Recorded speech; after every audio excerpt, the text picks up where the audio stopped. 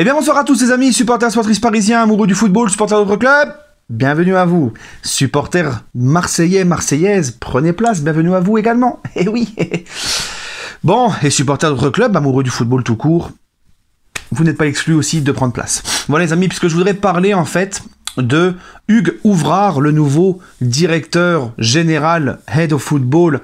Ils l'ont appelé directeur général Head of Football, enfin bref, pas trop compris un peu le délire Head of Football, machin, enfin c'est pas grave. Lui, son rôle, ça sera de faire développer la marque OM partout dans le monde en fait, voilà, puis de faire développer l'OM sur le plan marketing, etc.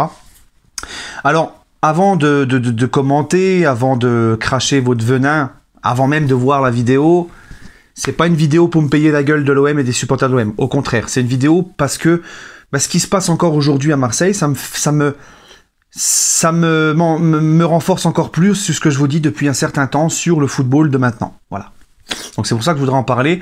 Donc en fait, Hugues Ouvrard est un mec qui a travaillé chez Microsoft, qui a eu plusieurs postes. C'est quelqu'un de très très bon dans son domaine.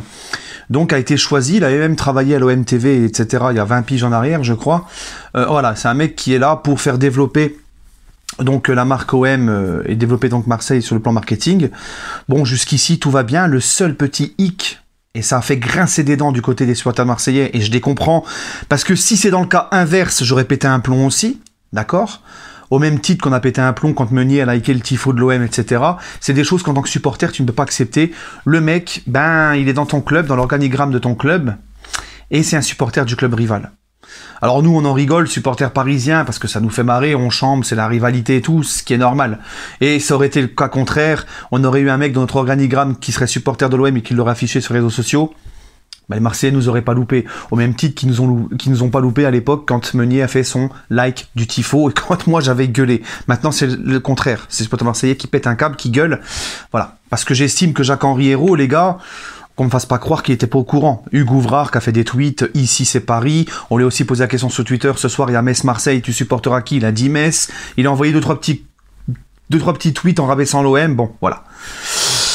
Donc, quand t'es Jacques-Henri Hérault, quand t'es président de club, quand en plus t'as plusieurs casseroles, t'enchaînes plusieurs casseroles depuis tellement de temps que t'es pas en bon terme avec les supporters marseillais, que les supporters marseillais eux-mêmes te pointent du doigt, commencent un peu à en avoir ras-le-bol de toi et de certaines de tes décisions, normalement t'es censé faire attention.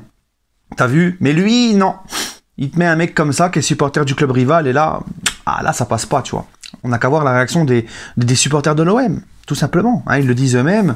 J'ai encore vu la vidéo dernièrement de Steve sur le sujet. Alors, pour ceux qui me posent la question, ne vous inquiétez pas, le petit clash, un petit clashounet qu'on avait eu sur YouTube entre moi, en publication, entre moi et Steve, c'est arrangé, on a été se voir en privé, on a dit ce qu'on avait à nous dire, c'est arrangé, il n'y a plus aucun problème, parce que moi je suis pas un gars, vous le savez, j'aime pas les clashs et tout, et lui c'est pareil, il m'apprécie et je l'apprécie, donc voilà. Donc je pense qu'il va regarder aussi la vidéo. Donc lui aussi avait fait une vidéo voilà, où il n'était pas content, et c'est tout à fait normal. Maintenant, tout ça, ça me renforce dans ce que je dis depuis longtemps.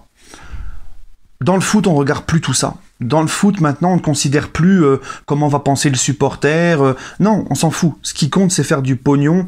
Peu importe l'histoire du club, la rivalité, c'est comme ça maintenant partout. C'est ce qu'on appelle le foot business. L'argent prend de plus en plus d'ampleur dans le football. Ce qu'on regarde avant tout, c'est de faire du pognon. Le reste, on s'en fiche. On s'en fiche de l'histoire, on s'en fiche du club, on s'en fiche, des supporters, on s'en fiche.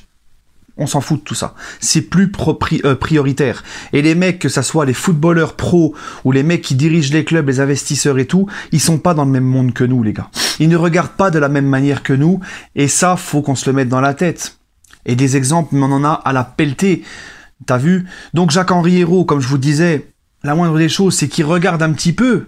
Lui, il a dû voir, c'était qui Hugues Ouvrard, qu'est-ce qu'il disait sur les réseaux, c'était qui, c'est quoi son approchement du foot, qui est-ce qui regarde dans le foot, qu'on fasse pas croire qu'il était pas au courant. Mais j'ai envie de vous dire, ils s'en foutent de tout ça. Et c'est pas que à l'OM, c'est partout. C'est pour ça quand j'entends que le PSG, que les Qataris ont un peu vendu leur âme au diable, ont un peu perdu leur identité, ont un peu perdu... Mais c'est partout pareil, et même à Marseille. Il y a Marseille, il y a 15 ans en arrière, t'aurais jamais vu ça, ça aurait pas été possible. Quand tu veux maintenant jouer dans la cour des grands, t'es obligé, entre guillemets, de vendre ton âme au diable. C'est comme ça, malheureusement. Quand tu vois un club énormissime, historique, le club le plus riche au monde, Manchester United, qui a une histoire de dingue, qui a un des plus gros palmarès en Angleterre, je crois même que c'est le plus gros palmarès en Angleterre, eh ben, t'entends des choses à Manchester où on te dit que les investisseurs, eux, ce qui compte pour eux, c'est pas le résultat sportif, ce qui compte avant tout, c'est d'être bien financièrement. Jean-Michel Aulas, qui te dit tout le temps, qui fait toujours l'autruche, qui met la tête au sol, hein, qui veut pas regarder les vrais problèmes de Lyon cette saison, qui vient te dire sur RMC en interview, nous, ce qui compte, c'est qu'on est bien financièrement, vous inquiétez pas, les caisses de Lyon sont très bien. Avec le grand stade, on génère beaucoup d'argent, on fait rentrer beaucoup d'argent. Voilà, t'entends que ça. C'est toujours, on est bien économiquement, on est bien financièrement, le reste on s'en fout. Regarde l'exemple de Monaco, l'exemple de Lille, des clubs qui vendent à chaque fois leurs joueurs au bout d'1 an ou 2 ans, ça y est, on les vend. On fait des plus-values, du trading de joueurs, surtout en Ligue 1 où c'est un championnat devenu un championnat un peu supermarché. Allez, servez-vous, venez prendre nos joueurs, servez-vous, on voulait. Hein. En France, on a le fair play financier à respecter, la DNCG, et en plus de ça, t'es un des pays les plus taxés. Donc c'est encore plus compliqué. Des grands investisseurs, hein, les Russes à Monaco, Gérard Lopez à Lille, les Niçois à Nice, tout ça, ben tu vois, ils sont obligés de... Voilà, ils vendent des mecs. Regarde ce qui se passe à Bordeaux. À Bordeaux, c'est ahurissant.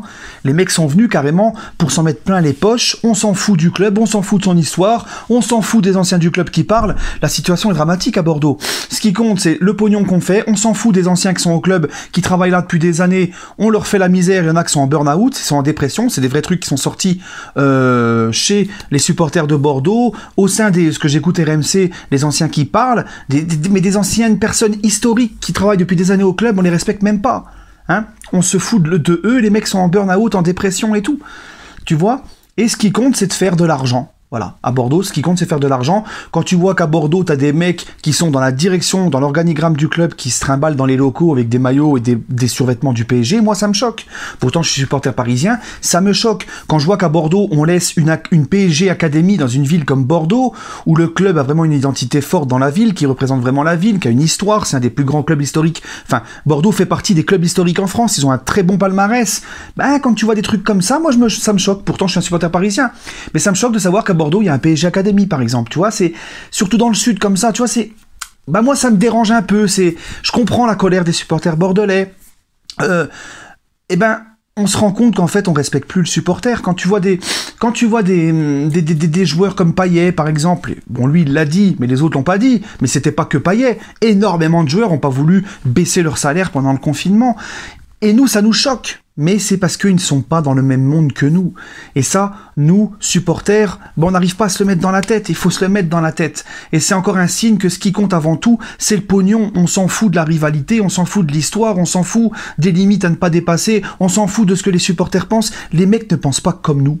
Ce sont avant tout des businessmen.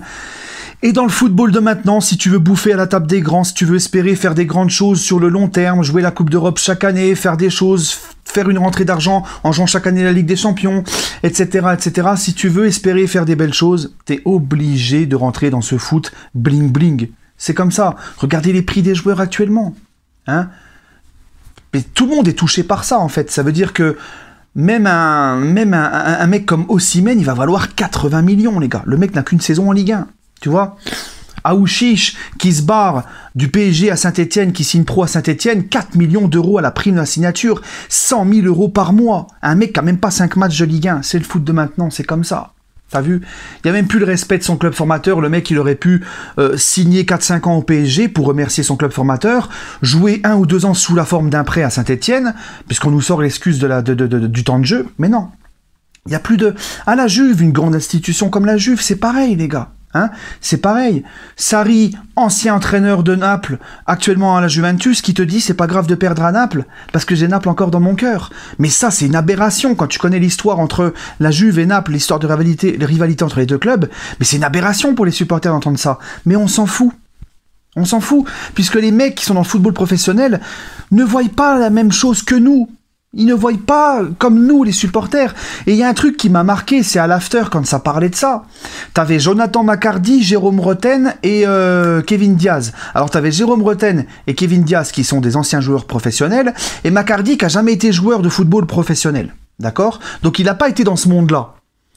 Donc lui, il avait la vision supporter comme nous, mais les deux autres, ils avaient la vision de « Ah, mais c'est pas grave, si le mec il supporte le PSG et qu'il est à l'OM dans l'organigramme de l'OM, faut pas en faire tout un plat. » Et Macardy disait « Non, c'est quand même grave. Tu sais, ça représente quand même quelque chose, c'est dur pour nous, ça se fait pas, tu vois ?» Bah, tu vois la différence, on l'a vu en une soirée. Moi, je me suis dit, t'as vu, les deux, ils ont été dans le football professionnel, ils ont pas la même vision que celui qui ne l'a pas été et qui est supporter comme moi, un mec lambda, quoi, tu vois.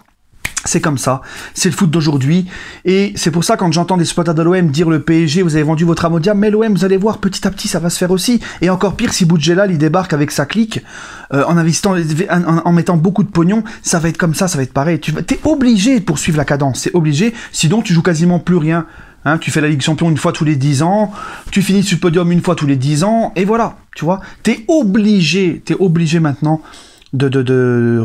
regardez Monaco 2017, grosse saison, machin, pas de stabilité sportive, on vend tout le monde, c'est comme ça, c'est le foot de maintenant. Malheureusement, c'est comme ça. T'es obligé de rentrer dans ce monde-là, dans cet univers-là, peu importe l'histoire, peu importe la rivalité, peu importe qui tu prends. Regarde à l'OM, quand je vous dis que les joueurs n'ont pas la même notion que nous, moi tu me dis, est-ce que tu pourrais mettre un maillot de l'OM? Je te dirais, mais jamais de la vie. Est-ce que tu pourrais jouer pour l'OM? Mais jamais de la vie. Et un Marseillais, pareil pour le PSG, un supporter comme moi. Mais regarde, tu vois des mecs comme Sanson, Payet, qui portaient des maillots du PSG avant de signer à l'OM. Payet qui avait, rappelez-vous, hein, l'hiver 2011, qui avait fait du chichi à Saint-Etienne, qui avait fait une crise, une grève d'entraînement pour absolument pousser son transfert vers le PSG. D'accord? Regardez Marseille, Stambouli, enfant de Marseille, son père a été dans le club, il vient au PSG. Regardez Théo Hernandez, qui est en discussion ou qui a été en discussion avec le PSG, alors que le mec c'est un vrai Marseillais, il t'a dit moi je supporte l'OM.